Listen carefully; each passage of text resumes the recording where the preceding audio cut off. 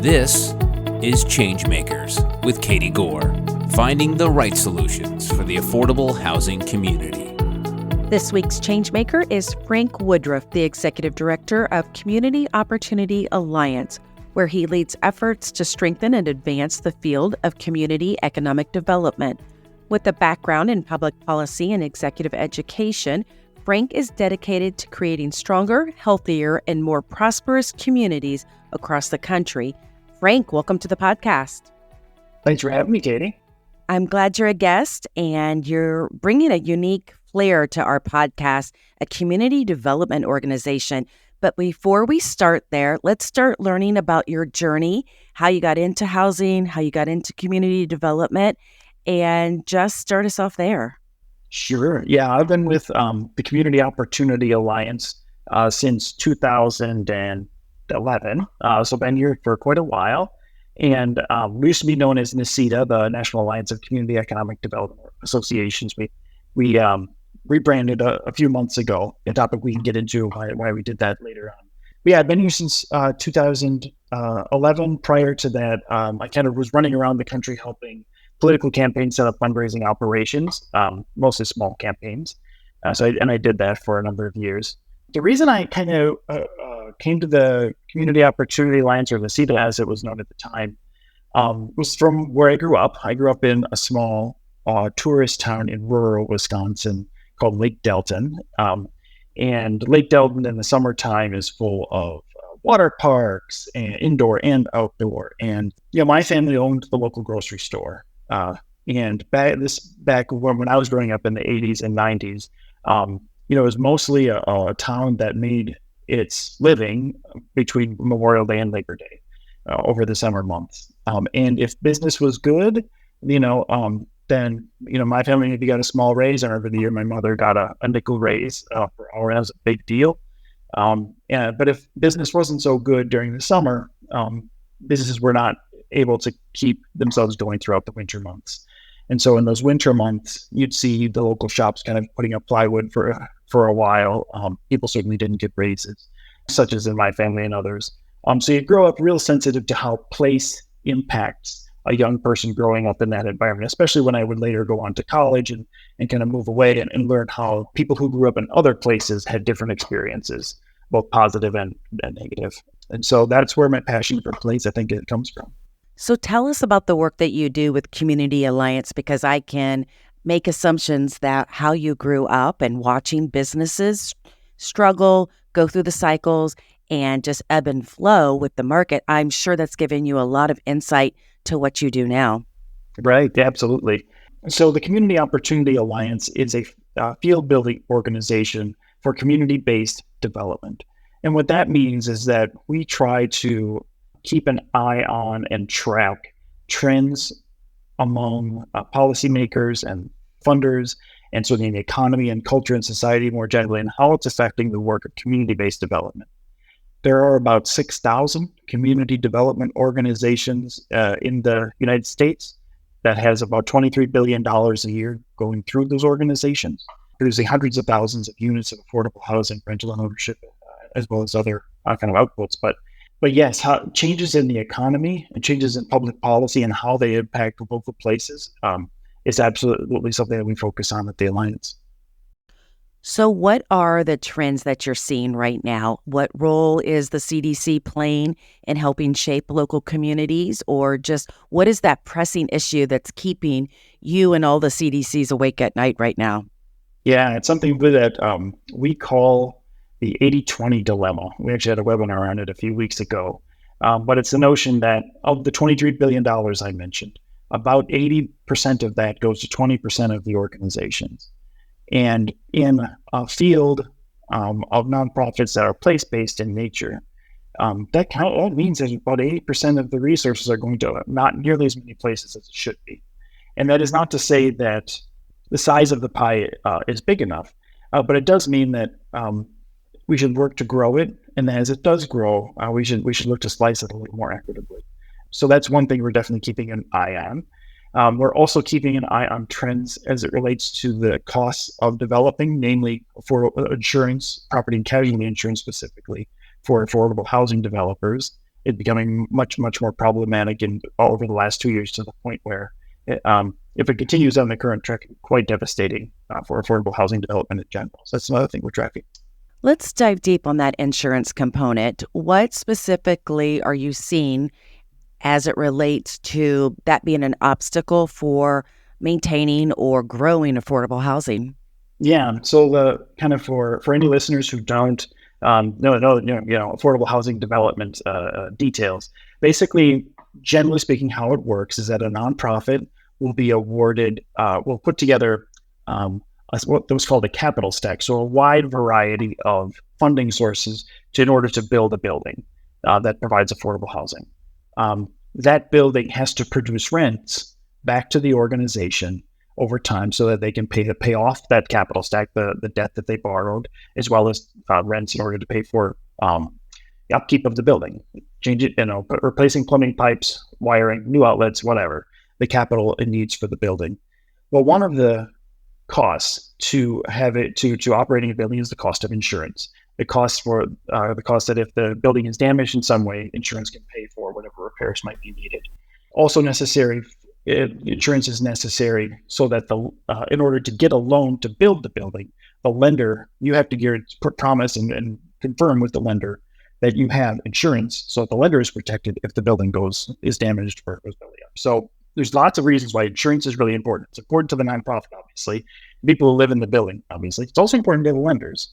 And the costs for insurance in some parts of the country are going up 30% a year on the low end.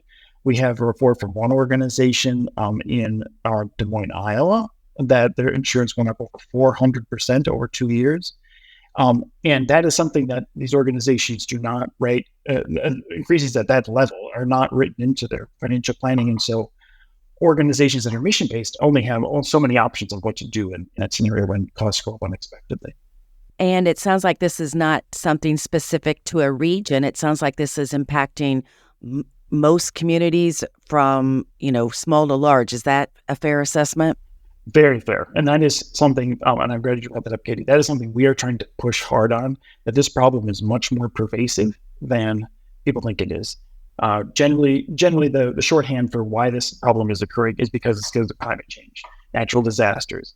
Hurricane hits a development, it's more expensive to rebuild than it was 5 years ago. Okay. But this is happening in more places than just California, Texas, Louisiana, and Florida, right? I just mentioned Des Moines, Iowa. Rural Ohio is another place where we've seen a lot of expenses go up.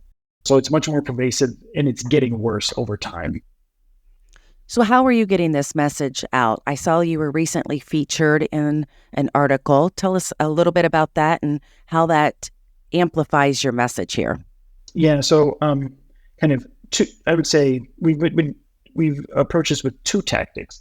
One is to have a unique message on this. I would say that we were in the New York Times recently. New York Times on the insurance issue within affordable housing, also more broadly, has been covering this issue, as I'm coming to learn over the last year or so. But our unique message on this is one, as I was saying, it's much more pervasive than people think it is. And it's beginning to impact the health of the organizations that are doing the development.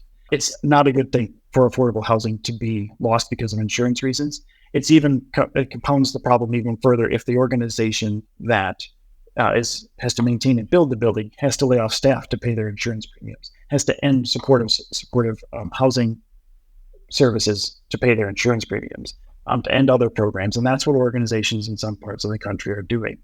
It not only is a short-term loss for the building itself, but a long-term loss for the community when the organization itself is damaged because of it.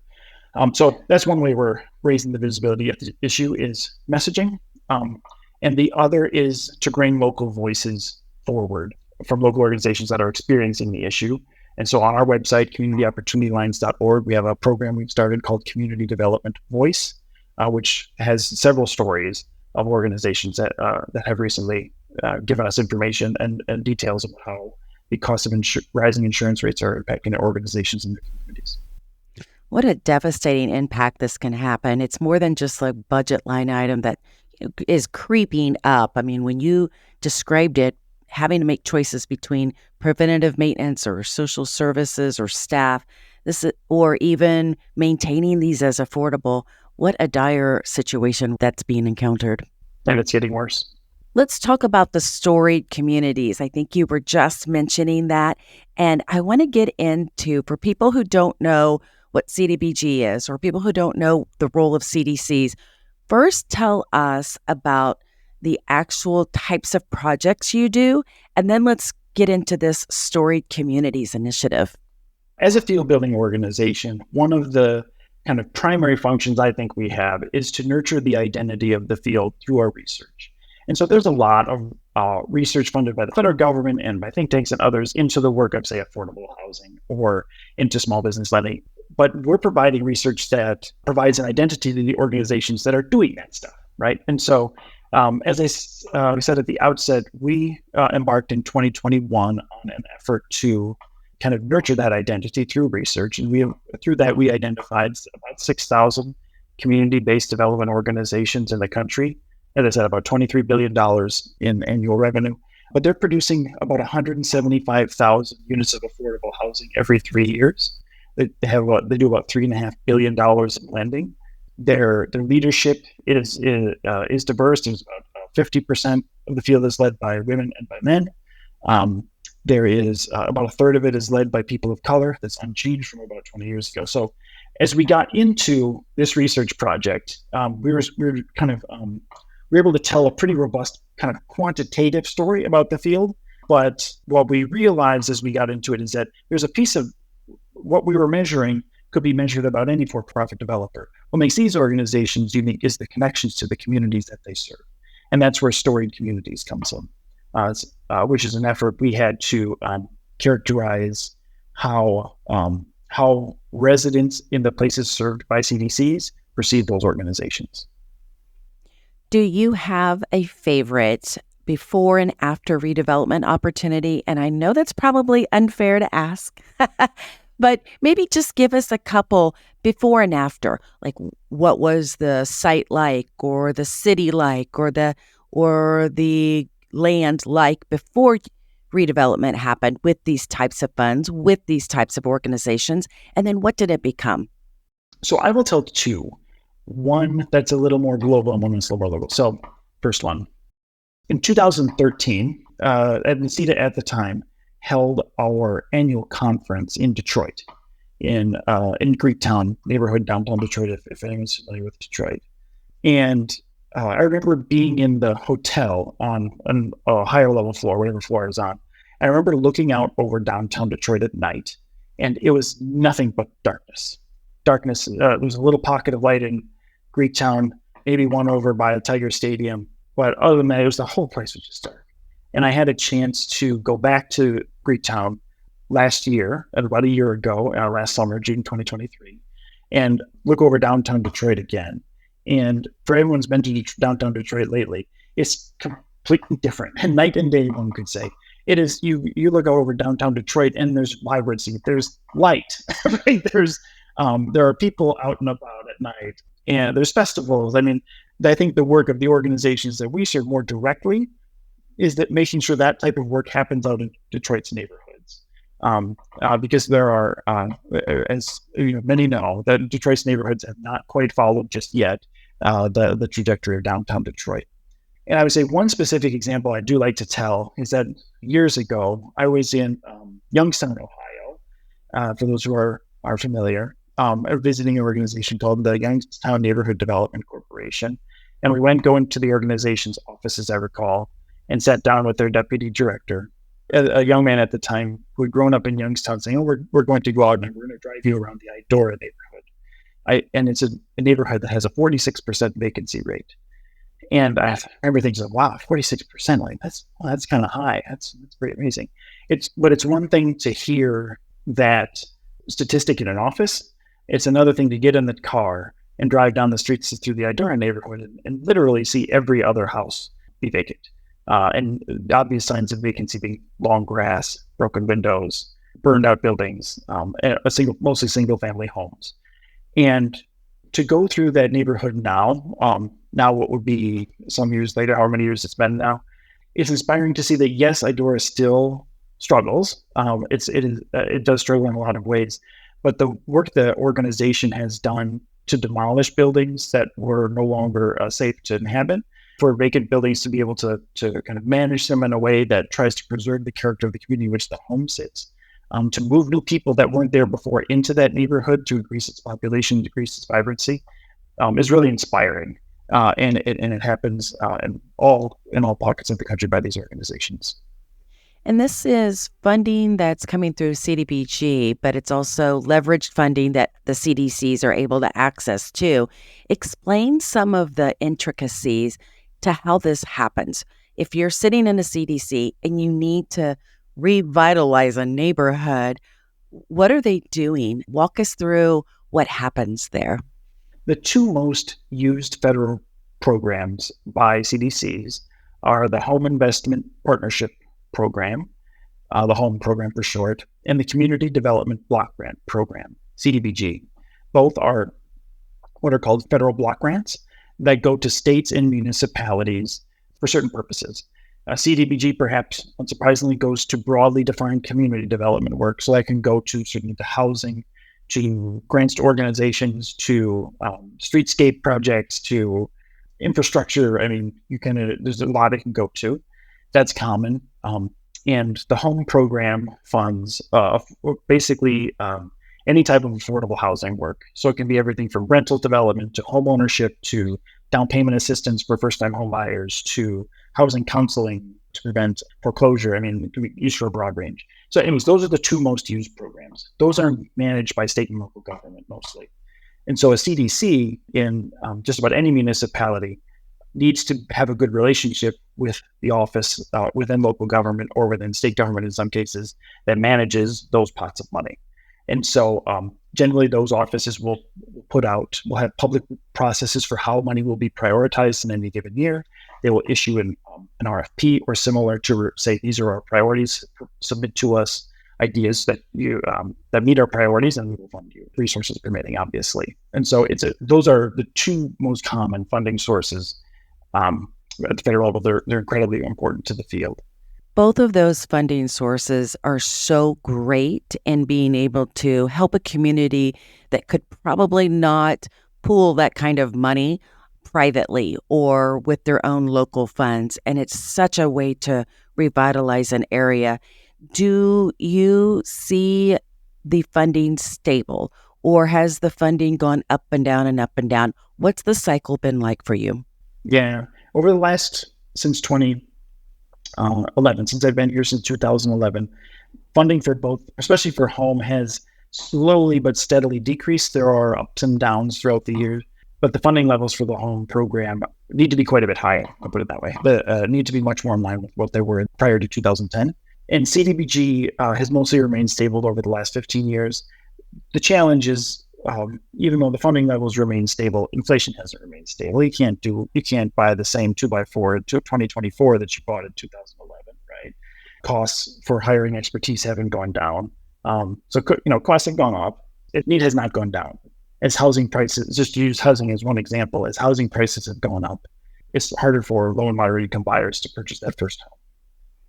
I am a big fan of CDBG. I've seen it just completely transform neighborhoods. Are there ways that you think it could be more effective, or ways that you think there could be an alternative flexibility component to maximize more impact? I'm curious about that. I would say there needs to be more money in the program. I absolutely agree. It can be a transformational source of revenue for a community organization. I would also say, the federal government could do more.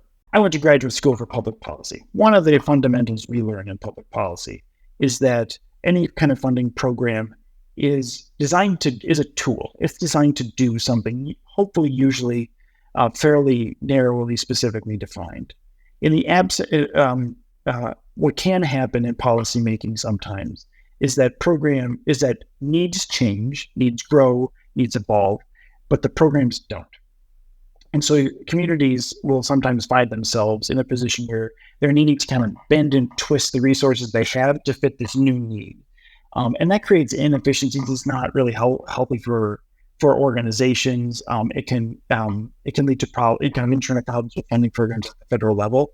As housing needs change and get more acute, not only do programs need to evolve, but new programs need to come alive as well in order to kind of serve those changing needs. I'm sure you're hoping with the Storied Communities Initiative that that's going to be one of the ways to impact policymaking and hopefully funding. Is that correct? Absolutely. Excellent. I'd like to dive deeper into that initiative, but we'll have to save that for the second part of our conversation. Also coming up on ChangeMakers, Frank Woodruff, the Executive Director of the Community Opportunity Alliance, will discuss ways to challenge NIMBYism. The kind of antidote to NIMBYism is community-based development, right? These are developers building the housing that have connections to the communities where it's being built. And so I would just like to, as we hopefully start to have a real nuts and bolts nitty-gritty debate about affordable housing supply going into 2025, I hope that community-based development and the organizations that do that work are front and center in that conversation. Thanks for listening to Changemakers with Katie Gore. To find out more about Katie, go to quadel.com. That's QUADEL.com.